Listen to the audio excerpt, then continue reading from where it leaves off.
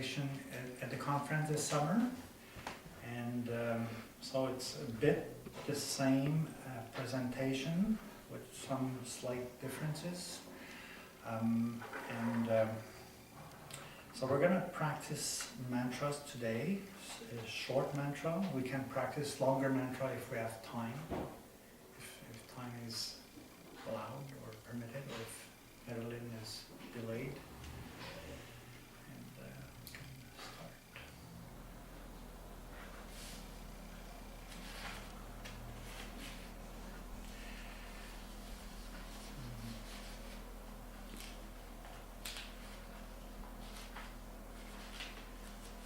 Okay, I've been practicing mantra for 15 years. So should I start again? I've been practicing mantra for 15 years.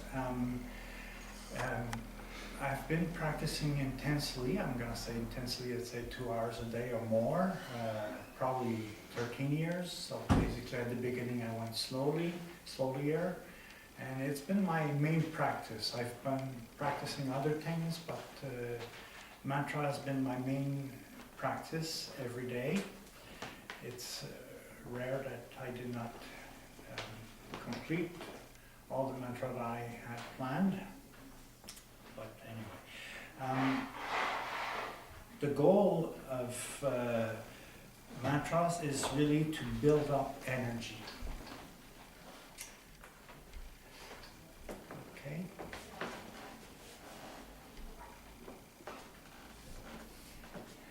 Alina, Diana, Mira, Kellen, Lynn, Cindy, Elise. Okay, I think I got it. Okay, so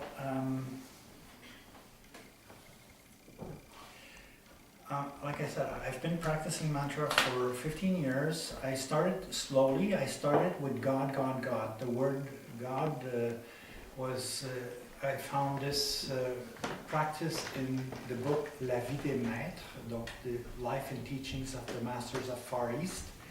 And they mention there that we can repeat the word God, and it will basically make us open up our divine potential. And then I saw it also in Yogananda's book, or in some of the writings there, that we can use God, God, God. So this is the first mantra that I started with. And I basically did it for about 2 years, and slowly on my own, without any guidance. So I went by feeling. So I did it more and more slowly, without any effort or no clear plan, just following intuition and guidance, I guess. But let me just give you a short example of what God, God, God does. Okay, basically it does open the crown chakra. There's one petal on the crown that will resonate and basically causes the crown chakra to open. One day in 2015, 2016, Mikhail came for a teaching here, and after the class I could not sleep. I had not done God, God, God for a long time, but I decided, okay, I need to do just a simple mantra, easy mantra. So I went to God, God, God that day, that night. I started at 1 a.m. because I couldn't sleep. I stopped at 3 a.m., so 2 hours, and I could feel my crown was really buzzing like this. So I went to bed like this, and at 6 o'clock my wife wakes me up and says, I have a massive headache, because my crown was full of energy. Hers is not used to this energy. Our aura touching bed, so it was a transfer of energy, and she had a big headache. It was good that this happened, because I've learned many things from this, that I disrupted her sleep many times over the years by being too loaded with energy. And for example, I had, one day I did, maybe last year, meditation on Jesus Christ, and I did this in the morning, early morning, and I could feel the energy, and I left it all day like that. I didn't close my chakra after that. And what happened is that the next morning when we I saw her in the living room at 5:30 and she said, I had a terrible night. I think I know why. And of course it's too much energy. So what I have to do is close my chakra, the 7 major chakra if I do a meditation like this, because the energy is too strong, and maybe it's not even good for me, but I don't know this, but the energy is real, I had I had it twice while I was running. I was training for marathon at that time, at 2005, 2006, 2007, and I lost the energy through the crown. So I had done my morning meditation, and I had a buzz in my head, but you know, okay, I have a buzz in my head. Does it mean it's strong? So I wasn't sure about how strong it was, but I lost the energy in 5 seconds. I was running, the group was kind of fast for me, and basically I became blind. All I saw is the full moon in my forehead, and the energy went out. And after that, I realized 2 things. I realized I have lost energy, therefore there was energy. There was a buildup of energy done by the mantra. Second thing is not to train hard physically after meditation, because I'll lose the energy. Okay, so these are stories that gave the background for mantra. I bought a book in 2005 on mantra. And in there, the teacher was mentioning the mantra Gayatri. So I said, okay, I'm going to take mantra Gayatri. It's a long mantra. There's a few forms.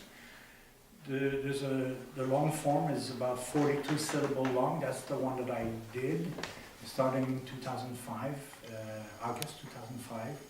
I did it because I was working in a high-tech company, and there was the habit of doing a layoff every year and putting people out of their job, and I felt that I was on the next list. So I wanted protection, so I did a mantra for protection. And so I said I started in August 2005, and in January 2006 my boss resigned, so my problem was fixed. But so this is the goal, is to solve real problems where there's no apparent solution, or there was no solution to me coming was, okay, I have to change job or get laid off. But no, there was another solution. The solution was to build protection within, and that's one of my first success stories where I was able to use mantra to help myself. So this is what I want to pass to you. I'm very selfish. I want to grow spiritually, and the spiritual law says that I have to help somebody take a step for me to take a step. So that's why I'm here. Okay. So I hope that I can basically explain this well enough so that you can find time to practice. Okay. Okay, so basically why do mantra? We do mantra to clear the subconscious mind. What we have in our subconscious mind, we have obstacles which restrict the flow of energy. The main obstacles is fear, anger, all the resentment of all the people that we had in our life that we hold something against. This resentment is kept in our spiritual body. So in the spiritual body was the etheric body, astral body, emotional body if you prefer, mental body, causal body, and we keep all these grudges inside ourselves. So basically what happens is that if we look at a chart for acupuncture, we see a few hundred points, but every point is in a physical body, would say a sphincter, a gate. There's a little gate, a little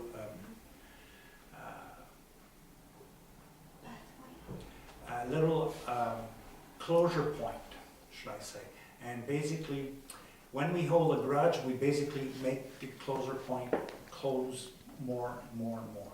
And the bigger meridian, like inside our body here, if I hold a grudge against my wife, well, this one really, really blocks, and nothing is, there's no happiness until I release it.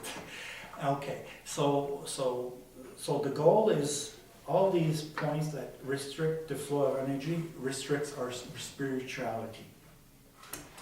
So we have ancestral baggage passed down from our family life, from our parents, our lineage. We have traumas in the family and the community, like maybe in school and in the country. Some country have, you know, dictatorship, and there's injuries that are kept in our bodies, spiritual body, physical bodies, and so on. So the goal of the mantra is really to open up